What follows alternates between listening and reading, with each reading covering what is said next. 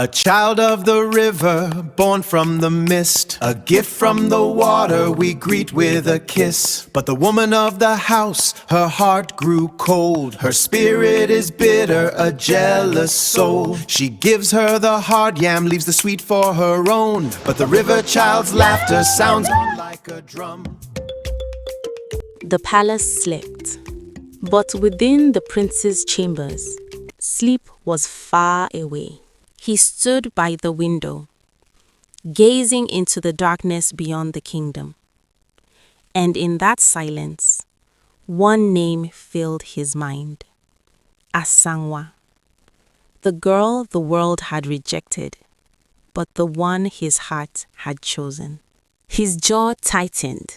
A decision was forming. He knew his father. The king did not grant wishes lightly, but there was one way, one path to earn it. He would prove himself. He would increase the kingdom's harvest, bring abundance to the land, and earn his father's pride. So that when the time came, when his 22nd birthday arrived, and the king asked him to make a wish, he would not ask for gold, not for power, not even for a bride of royal blood. He would ask for one thing: to see the face of Asanwa, the girl hidden from the world, the girl they called cursed. The girl, he believed, was never meant to be hidden. "I will set you free," he whispered into the night. And with that, his path was chosen. But while the prince planned to lift a curse, another plan was already forming in the shadows. A plan not to reveal her face, but to destroy it completely. That night, the wind whispered through the trees. Inside Asanwa's home, evil was awake. Her stepmother sat in silence, eyes fixed, mind turning. For years, she had watched the girl, endured her presence, hated everything she represented. But now, something was changing. The girl no longer looked broken, no longer moved like one defeated. And that was dangerous. A smile crept across her face. It was time. Tonight, while the girl slept, she would destroy her beauty forever. Her eyes shifted toward a small sealed pot hidden in the corner. Inside it, a swarm of wild bees. At midnight, she would release them and let them tear into the girl's face until nothing remained. But then, another thought crossed her mind. What if there was a more certain way? Mr. Poison, the most feared man in the village, a man whose hands carried death without mercy, without failure. Yes, he would do it. No mistakes, no survival. The stepmother leaned back, certain of one thing. By morning, Asanwa's beauty would be gone forever. In the next room, Asanwa slept quietly, a faint smile on her lips, dreaming of the prince, unaware that danger had already entered her home. Midnight was coming, and with it, a choice. Would the stepmother choose the bees or the man called Death? The next morning, Asanwa's stepmother set out with one goal: to find the man they called Mr. Poison. She searched for his house once, twice, but each time she could not find him. It was as if the path itself refused to lead her there. But on the third attempt, she found it. The door was open. She stepped inside and froze. Mr. Poison was lying on the ground. Lifeless, no wounds, no struggle, just dead. Her breath quickened. Her heart began to race. Something was wrong, very wrong.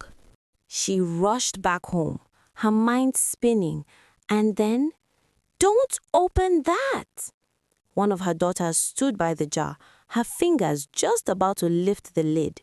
A swarm of bees waited inside. The girl froze, then slowly stepped back. It was close, too close. The stepmother clutched her chest. Her heart pounded wildly. What kind of power was protecting that girl? What truly was behind that mask? That evening, the stepmother entered Asanwa's room. As always, on the 4th month, the ritual would be done. She ordered her to remove the mask. Asanwa hesitated. Then, slowly, she obeyed. The mask came off, and for a moment, the stepmother said nothing. Because this time, Asanwa was even more beautiful. But her face hardened. "I am the only one allowed to see your ugly face. And it is the greatest curse I have ever carried. Your face is rough, ugly, beyond anything I have ever seen."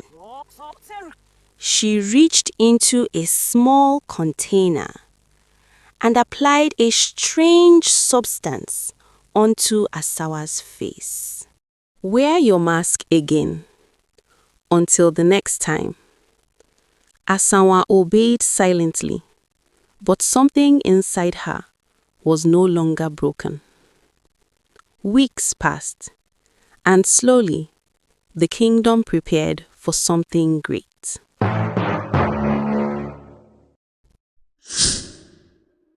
The kingdom had never seen a harvest like this before. Barns overflowed with yam. Fields stretched wide with abundance, and the people rejoiced. At the center of it all stood the prince, the one who made it possible. Then the king rose. His voice carried across the court, heavy with pride. "My son, you have done well. You have brought honor to this kingdom and prosperity to our land." The court leaned in. "Today, as you turn 22, ask of me anything: gold, land, power, even a bride of your choosing, and it shall be yours." The crowd held its breath. The prince stood still, his mind clear, his choice already sealed. He stepped forward. My father, I have a wish. I wish to see the face of Asanwa. The world stopped. Murmurs broke across the court. Eyes widened. He said her name. The masked girl. The cursed one. The king froze. His smile faded. His eyes searched his son's face. "Do you understand what you ask?" But the prince did not move. "I do." The air grew heavy. The king inhaled deeply, as though fighting something within. Then at last, he spoke. "Let your wish be granted." Gasps filled the court. "Guards, bring the maiden and prepare her for the great day." But as the guards rushed out, far away, in a quiet hut, someone else smiled. because the plan to destroy Asanwa was already in motion. The sun hung low in the sky. Asanwa walked quietly along the narrow path. She had just returned from an errand. Her steps calm, her heart light. Then, footsteps.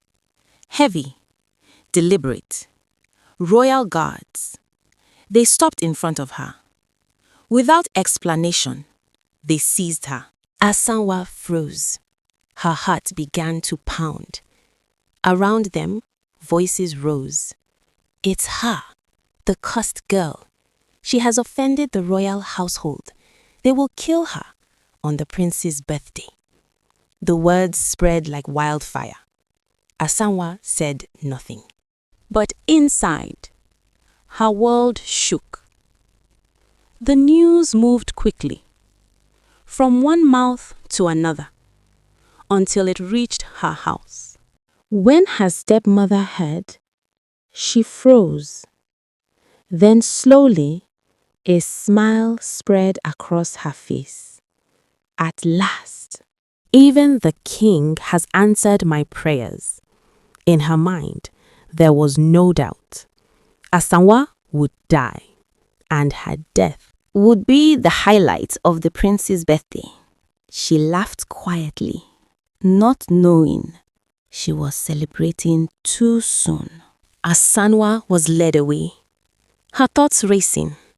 Was this the end, or the beginning of something she did not yet understand? Because while the village prepared for her death, the prince was preparing for something else entirely. A revelation that would shake them all.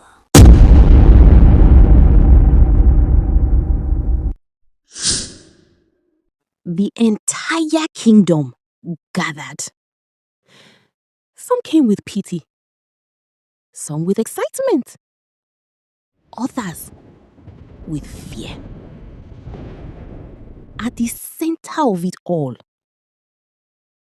stood Asanwa, still masked, still silent, still carrying the weight of every word ever spoken against her.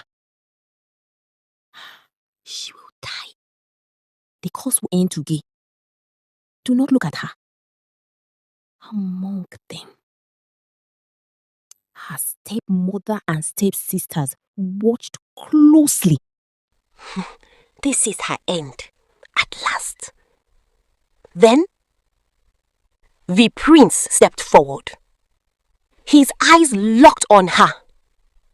Not with fear, but with love.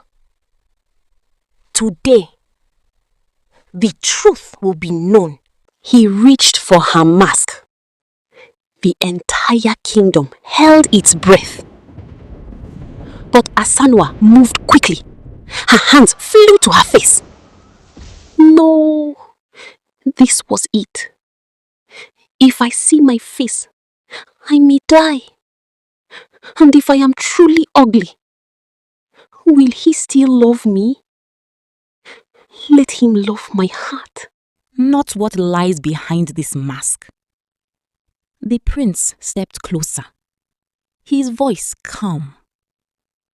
I am here. And with one movement, he unveiled her. Nothing moved. Not the wind. Not the crowd. Asanwa's hand still covered her face. Then, slowly, very slowly, she began to lower them. She gasped. Her eyes widened. For the first time in her life, she saw herself.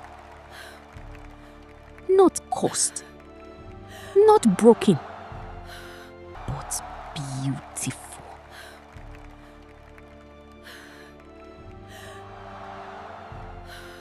More beautiful than she had ever imagined. The prince trembled. For the first time. Not in war, not in danger, but in the presence of beauty beyond measure. Gasps filled the air. Is this her? The cursed girl? Or someone else entirely? Asanwa turned. Her eyes found her stepmother.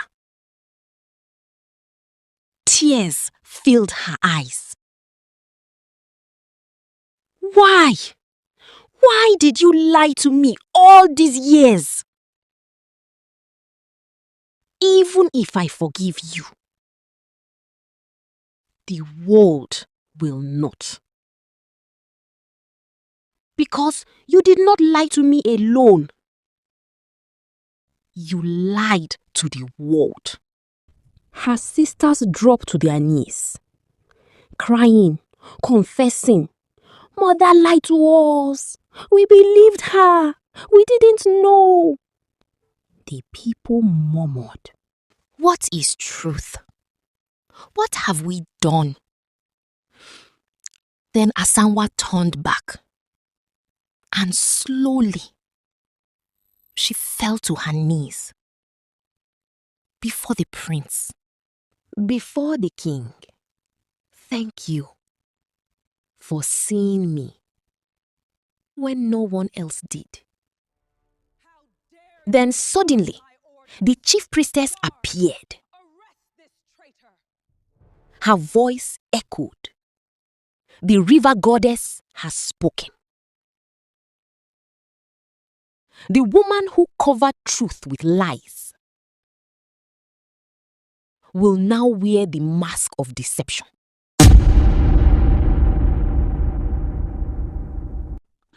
The crowd gasped. Asanwa's mask will be placed upon her stepmother, and for the rest of her life, she must never remove it. She will carry the curse she created. Banish her from this land. And so, it was done.